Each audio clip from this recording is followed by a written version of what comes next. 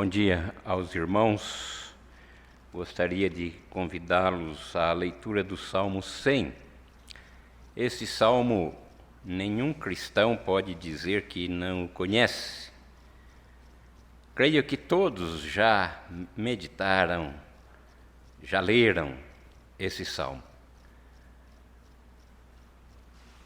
Celebrai com júbilo ao Senhor todas as terras.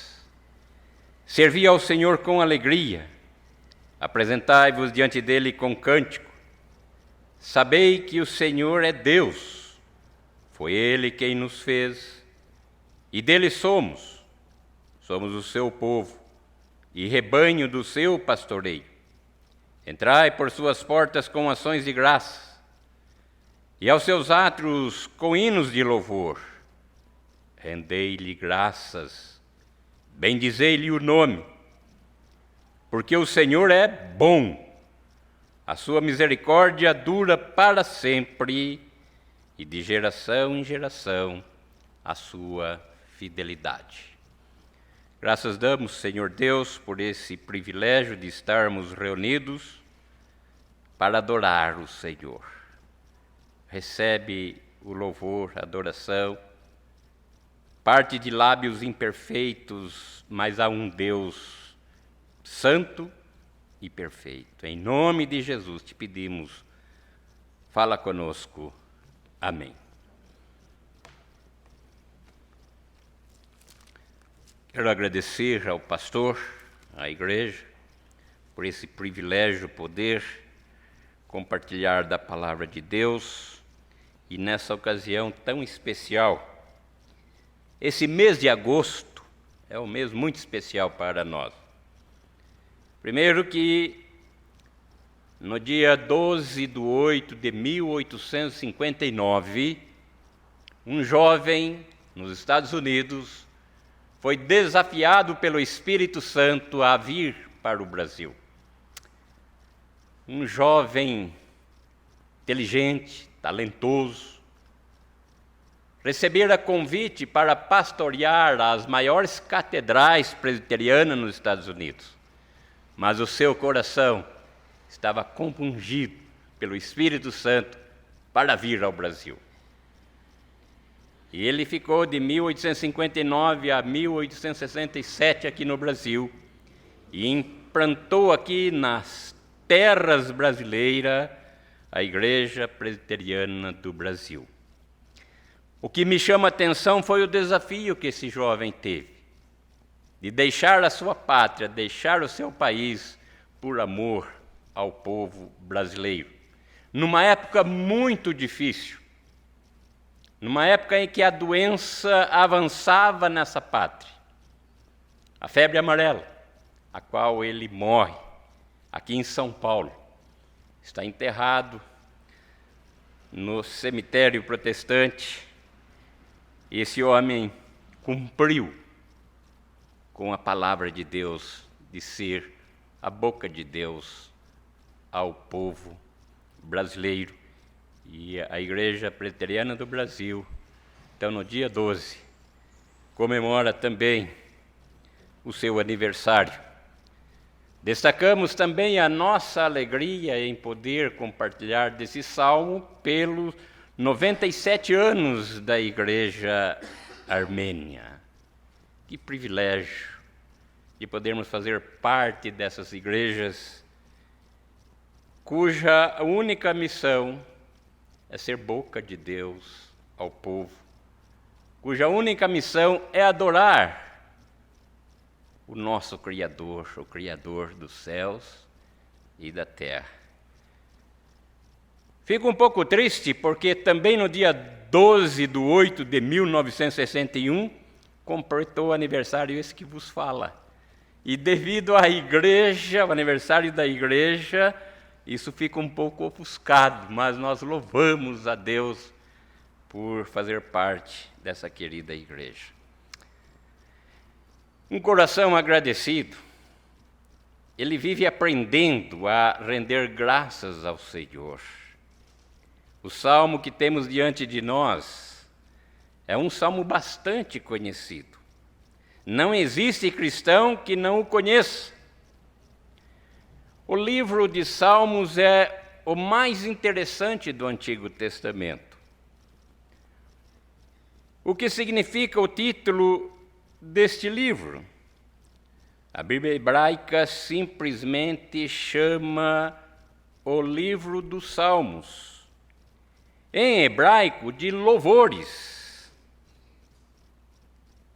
E é interessante que há uma divisão desse salmo dentro do saltério. Ele conta com 150 salmos e nós podemos dividir ou ver no saltério a formação desses 5 livros. O livro 1 vai do capítulo 1 ao 41, livro 2, capítulo 42 a 72, livro 3, de 73 a 89, livro 4, do capítulo 90 ao 106, e o último livro, livro 5, do capítulo 107 a 150. Esse Salmo 100 que lemos é um cântico de triunfo do nosso Deus. Alguns têm sugerido que este poema foi composto para acompanhar a apresentação de uma oferta em ações de graças ao Senhor. Na igreja primitiva, porém, o Salmo 100 era usado para as orações matutinas. E com o passar do tempo, ele foi usado para chamar o povo a adorar o Trino Deus. E esse salmo pode ser estruturado em 3 ideias fundamentais. A primeira ideia é o convite para adorar o Eterno, versos 1 a 3. O segundo é o convite para a gratidão. E a terceira razão é para reconhecer a grandeza do Criador. Consideremos, em primeiro lugar, irmãos, o convite para a adoração. O poema inicia a sua poesia de forma bastante interessante. Ele começa com uma informação importante. E as palavras iniciais desse salmo são parecidas com as do Salmo 98, 4. Celebrai com júbilo ao Senhor todos os confins da terra. Regozijai-vos, cantai louvores. Interessante, nosso pastor falou no início a respeito da guerra.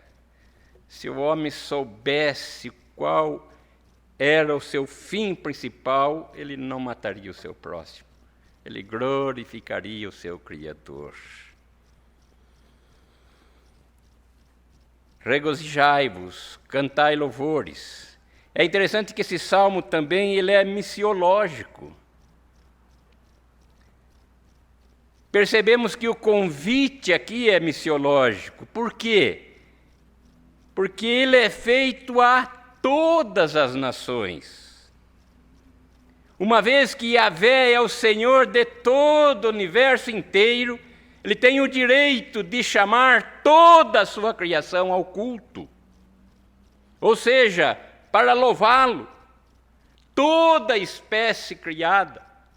Se você ler o Salmo 19, você vai contemplar essa beleza, que os céus proclamam a glória do seu Criador. O firmamento anuncia as obras das suas mãos. Esse salmo aqui chama as pessoas, as nações, para glorificar aquele que é Senhor de todas as coisas.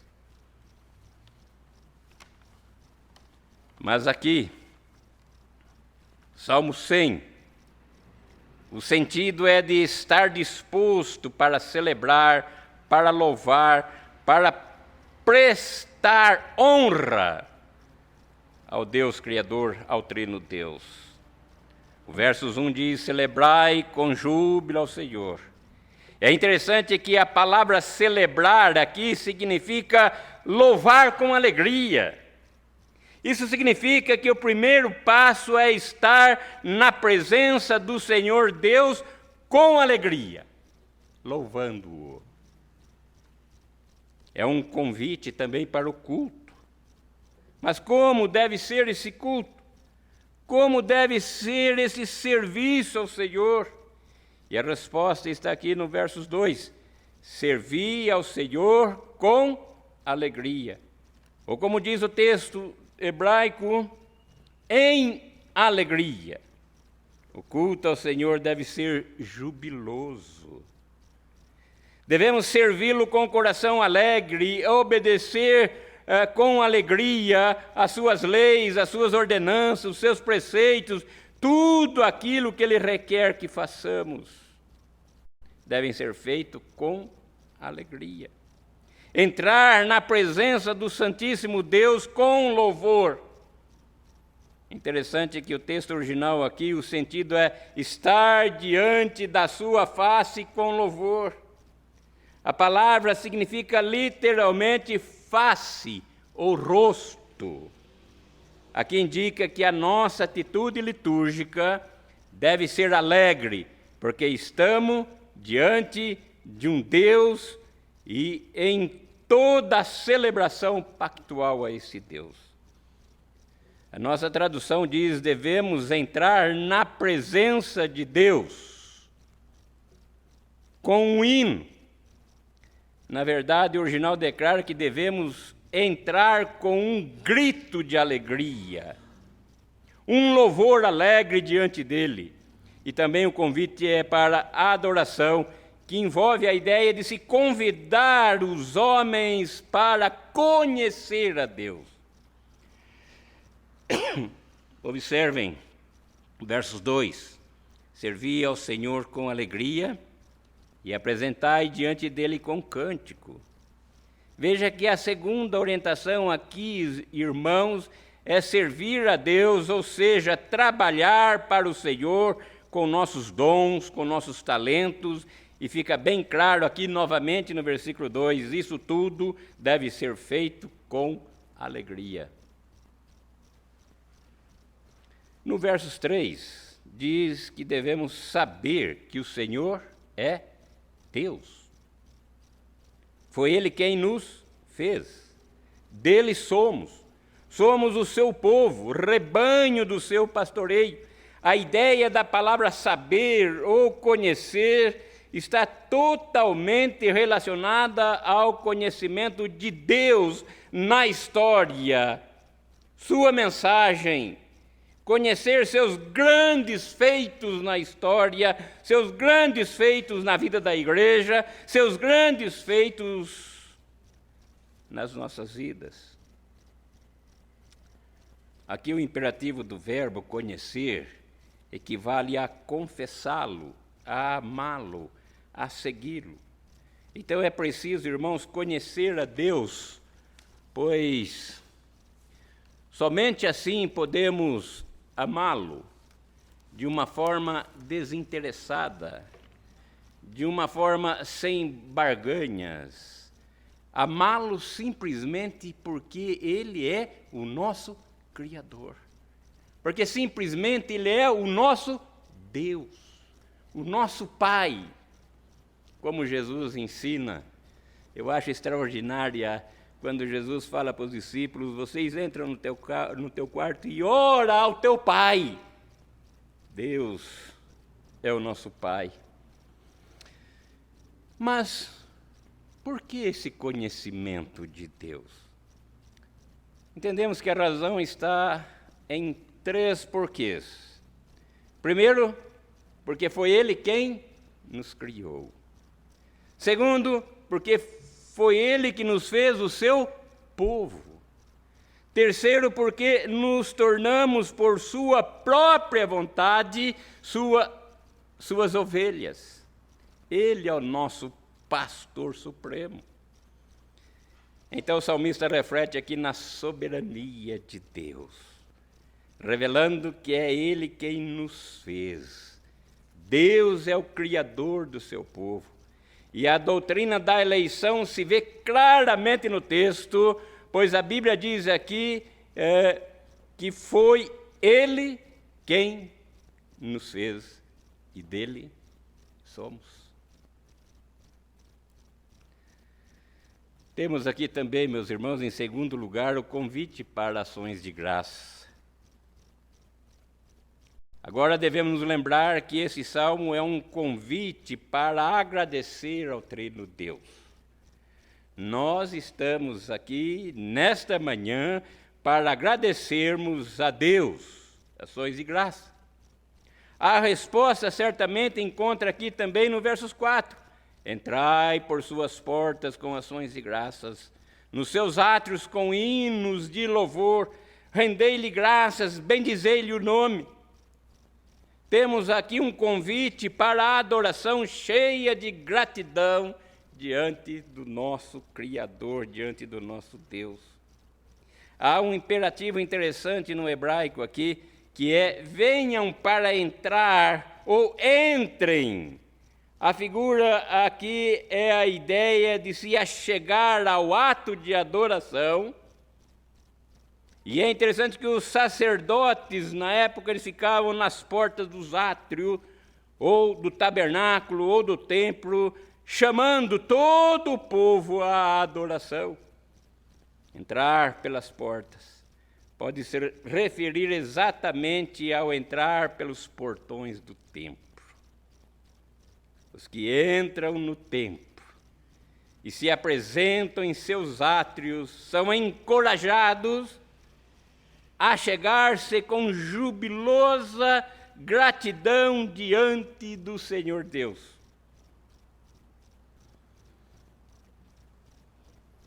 Interessante nós observarmos que esse salmo, versos 3, sabei que o Senhor Deus foi Ele quem nos fez e dele somos o seu povo, rebanho do seu pastoreio. Veja a linguagem aqui figurada do significado de rebanho, de ovelhas.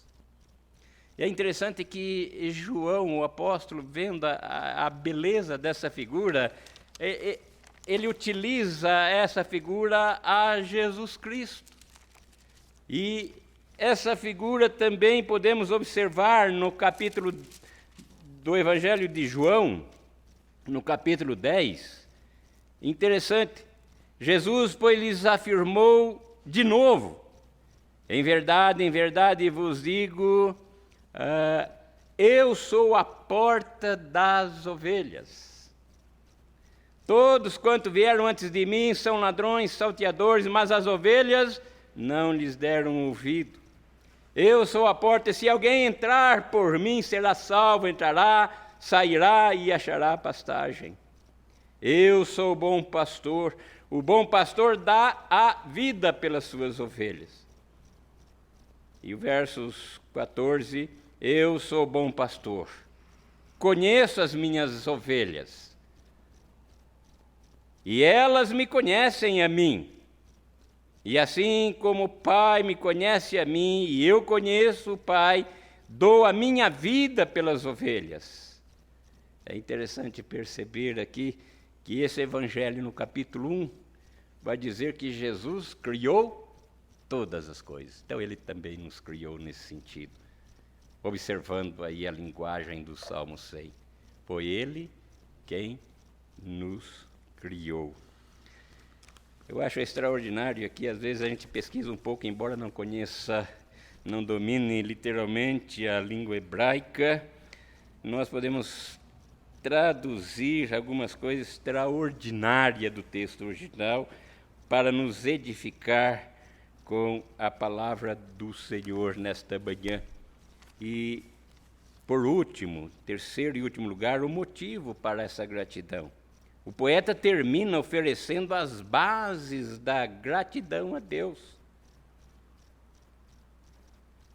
As razões são sumarizadas aqui no texto de forma ímpar. Por que você deve prestar culto de gratidão a Deus? Não porque tenha recebido alguma bênção provinda do Senhor.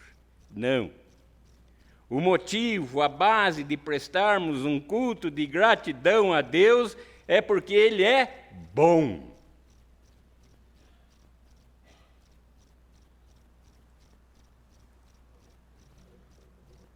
Porque Ele é misericordioso para conosco. Interessante que o hebraico aqui aponta para a bondade intrínseca do ser divino. Deus é bom. O adjetivo hebraico, ele é supremamente bom. E é por isso que ele merece culto, adoração, atos de ações de graça. A segunda motivação aqui é que devemos deter para o ato de ações de graça, que é a certeza do amor eterno de Deus por nós. A palavra hebraica aqui traduzida por misericórdia, na verdade deveria ser traduzido por amor pactual. É o amor que perdura e que será louvado pelas gerações seguintes por causa da sua verdade e da sua fidelidade. Aqui a ideia é de que o amor de Deus é gracioso, é bondoso, é muito grande, é grandioso, é incomparável. Não sei se você já leu, mas eu termino a mensagem com as palavras de Jesus, mostrando a grandiosidade do amor do Pai por nós. Jesus disse no capítulo 15 do Evangelho de João: tenho-vos dito estas coisas, para que o meu gozo esteja em vós, e o vosso gozo seja completo. O meu mandamento é este, que vos ameis uns aos outros, assim como eu vos amei. Ninguém tem maior amor do que este, de dar a alguém a própria vida em favor dos seus amigos. Ninguém tem maior amor. É interessante que na literatura, na língua portuguesa aqui, essa palavra, nós podemos entender como um superlativo. Ninguém possui, ninguém tem, ninguém pode realizar este amor que o Pai teve por nós. Ninguém tem maior amor do que este, de dar a alguém a própria vida em favor de seus amigos. Celebrai com júbilo ao Senhor, apresentai-vos diante dele com um cântico. Numa ocasião, quando estava aqui juntamente com o pastor Roy, um irmão presbítero da igreja, ele ficou bastante desesperado e ligou algumas vezes para mim para que eu fosse fazer uma visita aqui no hospital a uma irmã bastante querida.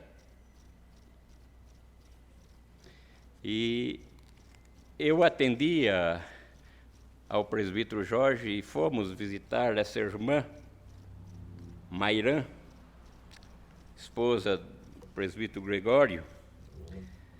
E chegando ali, só pude entrar, e conversando com essa irmã era bastante interessante, e ela me disse: pastor, quero agradecer pela presença do Senhor. Eu sei que o Senhor tem orado por mim, pela minha família, mas, pastor, estou muito doente e gostaria de fazer um pedido para que o Senhor orasse por mim. Confesso aos irmãos que eu nunca tinha pensado em fazer uma oração que a irmã havia pedido. E ela me disse primeiro: pastor, eu servi ao Senhor, eu louvei ao Senhor, eu sou a figura do Salmo 100, mas gostaria de fazer um pedido para o Senhor nessa tarde. Gostaria de pedir que o Senhor orasse para que Deus me levasse. Eu estava acostumado até então a orar para as pessoas ficarem curadas, não para que elas viessem a morrer. Mas ela falou: olha, pastor, eu já terminei o que eu tinha que fazer aqui nessa terra, e eu preciso, pastor, partir para estar com Jesus. E agora? O que fazer? Peguei a mão daquela irmã, ela apertou bem as minhas mãos e comecei a orar. Pude perceber que as lágrimas rolavam pelos seus olhos enquanto eu orava. Como que eu não podia orar para que ela partisse? Isso é decreto de Deus, Deus que sabe. Então eu comecei a orar. O Senhor é o meu pastor e nada me faltará. Ele me faz repousar em pastos verdejantes, leva-me para junto das águas de descanso, refrigera minha alma e guia-me pelas veredas da justiça, por amor do seu nome. Ainda que eu ande pelo vale da sombra da morte, não temerei mal nenhum, porque tu estás comigo, o teu bordão, o teu cajado me consolas. Bondade e misericórdia certamente me seguirão todos os dias da minha vida, e habitarei na casa do Senhor para todo sempre. Amém. Aquela irmã em lágrimas apertou as minhas mãos e disse: obrigado, pastor, obrigado. No dia seguinte, a Lúcia ligou dizendo que a Mairã estava com o Senhor. Celebrai com júbilo ao Senhor. Servi ao Senhor com alegria. Apresentai-vos diante dele com cânticos. Amém.